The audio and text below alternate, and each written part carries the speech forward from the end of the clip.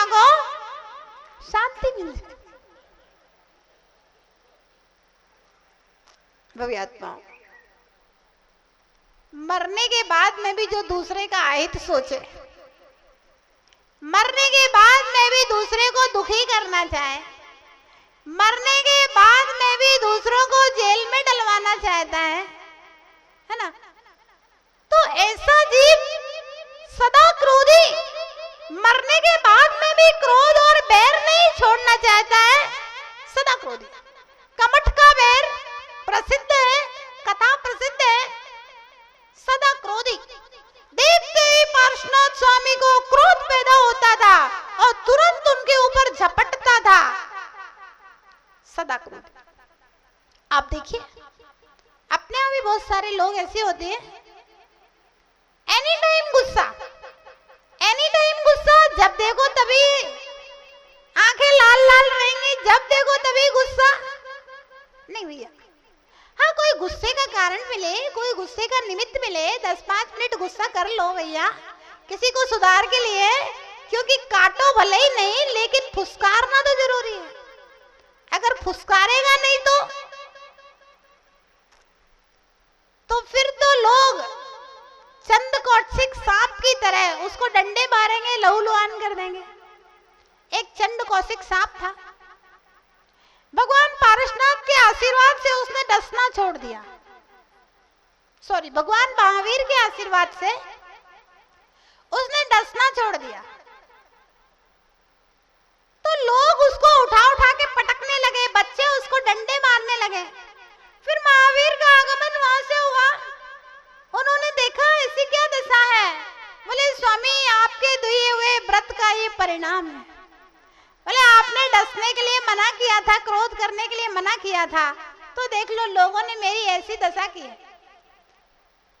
तो कहा कि भैया डसने को मना किया था, फुसकारने को मना थोड़ी ना किया। फुसकारते रहोगे तो आदमी डरता रहेगा, है ना। तो फुसकारना जरूरी है, लेकिन बस फुसकार लेना, डसना नहीं। एनी टाइम फुसकारते भी नहीं रहना, वो भी समस्या का कारण हो जाएगा। जरा जरा सी बात पे चिल्लाओगे तो फिर लोग आपको गलत समझने लगेंगे, भले आप अंदर से बहुत अच्छे बने रहे। तो सदा क्रोधी, केवल बाहर से फुसकारने वाला नहीं, अंदर से निरंतर बैर भाव को रखने वाला कृष्ण लीला में परिणमन करते। आगे के विशेषणों में कहा है मत्सरो धर्म वर्जिता।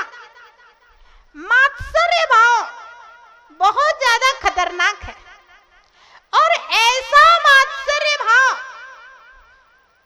कि भले ही मेरा नुकसान हो जाए लेकिन हम दूसरे का अच्छा नहीं देख सकते, हम दूसरे का अहित करके ही रहेंगे, चाहे मेरा जो चाहे हो जाए उसमें, वो अपने लिए स्वीकार है, ऐसा मात्सर्य भाव।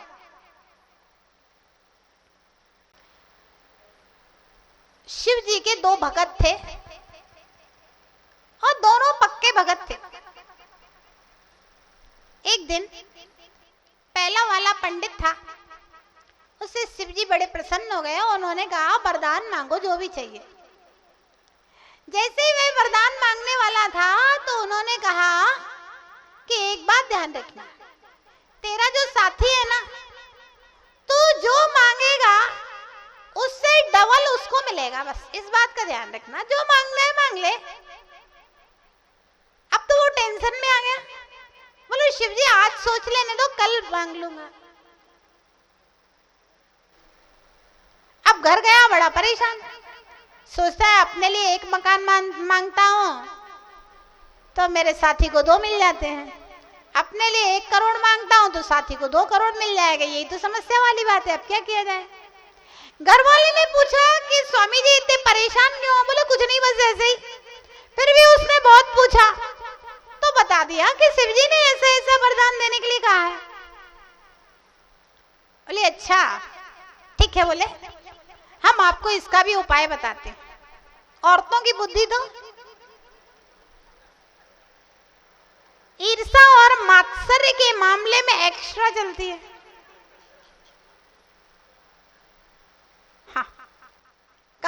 देखिए शास्त्रों में लिखा है, स्त्री कितनी भी अच्छी होगी तो भी उसमें 1000 दुर्गुण तो होंगे ही होंगे।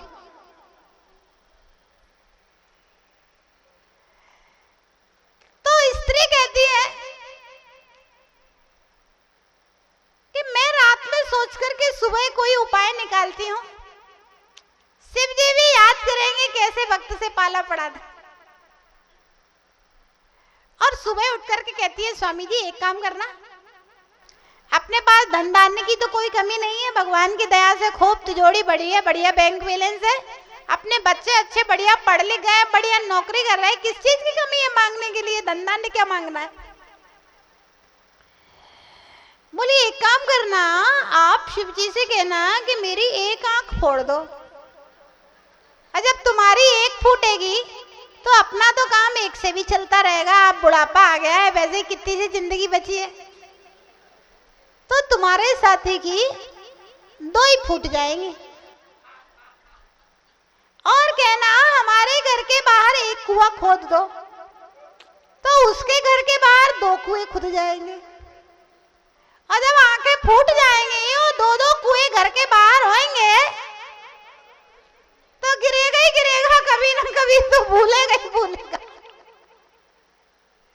कहता है पंडित बहुत बढ़िया आइडिया है अपनी पत्नी का, तो ध्यान रखना, इसको कहते हैं मात्सर्य। मेरी भले ही एक आंख फूट जाए लेकिन दूसरे की दोनों फूटना चाहिए, यानी कि दूसरे का सुख मेरा दुख है और दूसरे का दुख मेरा सुख, इसको कहते हैं मात्सर्य भाव। किसी को सुखी देखेगा तो दुखी हो जाएगा, मात्सर्य भाव धारण करने वाला, और किसी को अगर दुखी देखेगा तो सुखी हो जाएगा। अब आप अपने मन से पूछ लीजिए, अपने मन की कैसी धारणा है? हम किसी को सुखी देखकर सुखी होते हैं कि किसी को दुखी देखकर सुखी होते हैं? हम किसी को दुखी देखकर दुखी होते हैं कि किसी को दुखी देखकर सुखी होते हैं? किसी को सुखी देखकर सुखी होते हैं कि दुखी होते हैं? अगर हम दूसरे के सुख में अपना दुख खोजते हैं और दूसरे के दुख में अपना सुख खोज रहे हैं तो समझ लेना ये मात्सर्य भाव है। और ये मात्सर्य भाव की अगर तीव्रता हो जाए, तीव्र कसाय में चला जाए, तो नियम से कृष्ण लेस्या के परिणामों में अगर आयु बंद होगा तो नरकायु का बंद ही हो। भाइयों भाइयों में होता है ना, बराबर बराबर संपत्ति लेकर के बंटवारा हो गया, बराबर बराबर संपत्ति लेकर के बंटवारा हो गया। अब कहीं मान लीजिए एक भाई का व्यापार बहुत अच्छा चल गया और दूसरे का व्यापार नहीं चला, किस्मत की बात है ये तो दूसरे भाई को मात्सर्य भाव हो जाए, उससे बोलना बंद कर दे। मित्र मित्र हैं आपस में, एक का व्यापार खूब अच्छा चल गया, दूसरे का नहीं चला, तो उसको देख करके मात्सर्य भाव चल रहा है। ध्यान रखना, इस पंचम काल में ना भाइयों का भरोसा है ना मित्रों का भरोसा है। आप लोग अखबारों में घटनाएं पढ़ते हैं, टीवी सीरियलों में घटनाएं देखते हैं आप लोग, यहाँ ना पति का भरोसा है, ना पत्नी का भरोसा है, ना भाइयों का भरोसा है, ना बहनों का भरोसा है, और मित्रों का तो भरोसा ही नहीं है। तो इसलिए किसके मन में हमारे प्रति मात्सर्य पल रहा है, इसको अनुमान लगाना बहुत कठिन है। आदमी सामने सामने तो मीठा मीठा बोलता है और पीठ पीछे छुरा भोंकता है, बुराइयां करता है, निंदा करता है, अहित के काम करता है।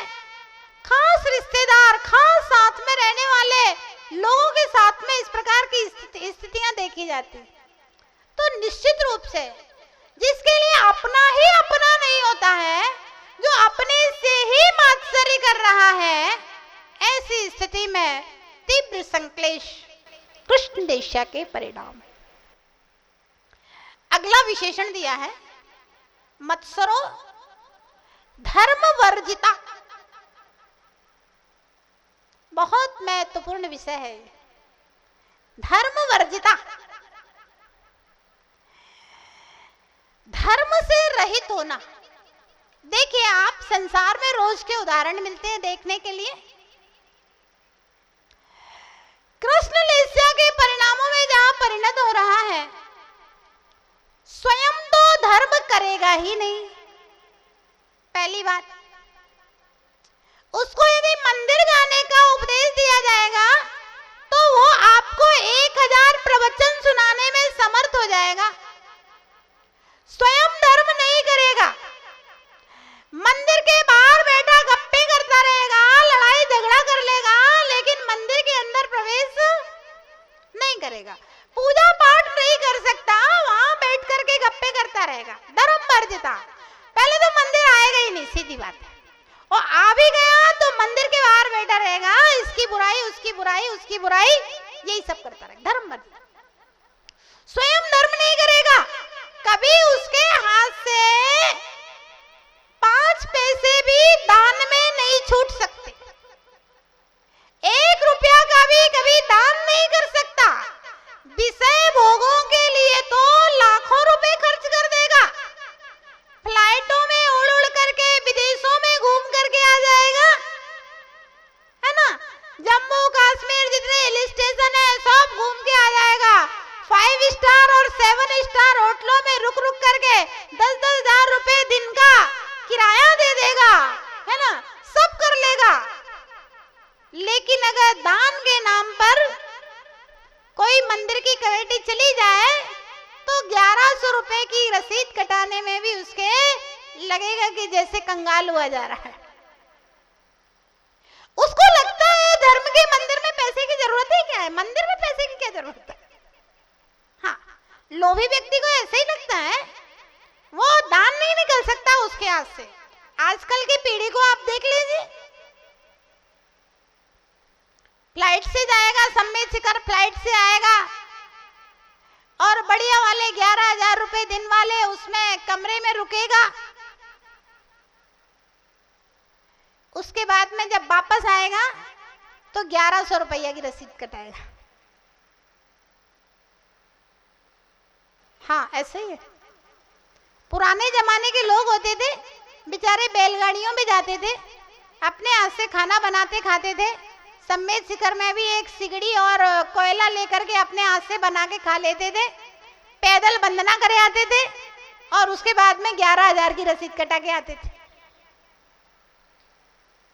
अपने ऊपर लाख रुपए खर्च कर लेगा, लेकिन रसीद कटाएगा तो 500 रुपए की रसीद कटाए। ध्यान रखना। हाँ, धर्म वर्जिता। पूरी धन संपत्ति को अपने विषय भोग, लोग कहते हैं माता जी कमाते किस लिए हैं? क्या दान करने के लिए कमाते हैं क्या? बच्चे का जन्मदिन मनाने में 50 लाख खर्च कर दिए, 50 लाख उसने अपनी पूरी जिंदगी में दान नहीं किए होंगे, तो कहते कमाते किस लिए? इसीलिए तो कमा रहे हैं। ध्यान रखना, धर्म वर्जिता। धर्म स्थल पर पंजू पैसा भी दान के लिए छूट नहीं सकता है। स्वयं मंदिर नहीं आएगा, स्वयं दान नहीं करेगा, स्वयं धर्म पूजा पाठ स्वाध्याय क्लास प्रवचन ये तो कर ही नहीं सकता, धर्म वर्जिता। दूसरा, अपने अंडर में रहने वालों को भी धर्म नहीं करने देगा। अपने अंडर में रहने वाले मतलब अपनी पत्नी, अपने बच्चों को कोई ना कोई बहाना बनाकर ये काम ये काम ये काम ये काम ये काम। अगर संयुक्त परिवार में 4 देवरानी जिठानी हो और अगर 3 को धर्म में रुचि ना हो और 1 को धर्म में रुचि हो, और अगर वो घर का काम करके भी अगर क्लास पढ़ने आ गई, तो वो तीनों देवरानी जिठानी सास मिलकर के उसके ऊपर फायर रहेंगी। काम दाम तो दिखता नहीं है, इसको तो केवल मंदिर ही मंदिर दिखता है। अरे वो अपने हिस्से का काम करके आ रही है, तुम लोग जितना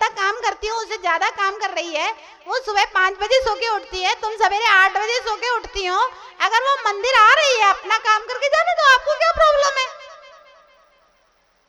लेकिन नहीं, जो आता नहीं है ना उसको आने वाले से बड़ी प्रॉब्लम होती है। लोग ऐसे कह रहे हैं अरे इनको तो क्या है, चतुर्मास चल रहा है तो मंदिर ही मंदिर में बैठे रहते हैं, बच्चों की देख रेख नहीं करते हैं। अरे उसके बच्चों को तुम देख जाती हो क्या? कि तुम उसके बच्चों का खाना बना जाती हो, कि बच्चों को होमवर्क करवा जाती हो? वो अपने ढंग से अपने बच्चों को देख लेता है, अपने घर की व्यवस्थाएं देख लेता है और फुर्ती से इस काम करके उसको रुचि है तो सब काम करके आ भी जाता है। आपको क्या प्रॉब्लम हो रही है? लेकिन नहीं भैया, पड़ोसिन को तो प्रॉब्लम होगी ही होगी। तो ध्यान रखना, स्वयं धर्म नहीं करेगा, अपने अंडर में रहने वालों को नहीं करने देगा, अपने बच्चों को और अपनी पत्नी को जो उसके अंडर में है, और जो अंडर में नहीं है वो जो धर्म कर रहे हैं उनके प्रति मानसिक बुराई की भावना, क्लेश की भावना, निंदा की भावना रखेगा। इसको कहते हैं धर्म वर्जित। तीव्र कसाय के वशीभूत होकर के मुनियों के ऊपर उपसर्ग करना। राजा श्रेणिक 500 शिकारी कुत्तों को बेचारे एक मुनिराज के ऊपर छोड़ दिया। कुत्ते भी शांत होकर के बैठ गए, तब भी सीधी बुद्धि नहीं चली, उल्टी बुद्धि चली। अच्छा, मैंने इन कुत्तों को कील दिया है मंत्र तंत्र से, मैं देखता हूं, और तलवार लेकर के मुनि को मारने के लिए तत्पर होता है। धर्म वर्जिता, धर्म द्वेष, जिन शासन द्वेष, जिन धर्म द्वेष नियम से कृष्ण लेशा के परिणाम में अगर ऐसी सीता का जीव वेदवती की पर्याय में था। एक सुदर्शन नाम के मुनिराज और सुदर्शन नाम की आरिका, जो गृहस्थ जीवन के भाई बहन थे, कोई धर्म चर्चा कर रहे थे, तो सीता ने उन दोनों को बदनाम कर दिया। धर्म वर्जिता। श्रीपाल ने मुनि को कोड़ी कोड़ी कहा और मुनिराज को तालाब में फेंक दिया था पिछले जन्म में।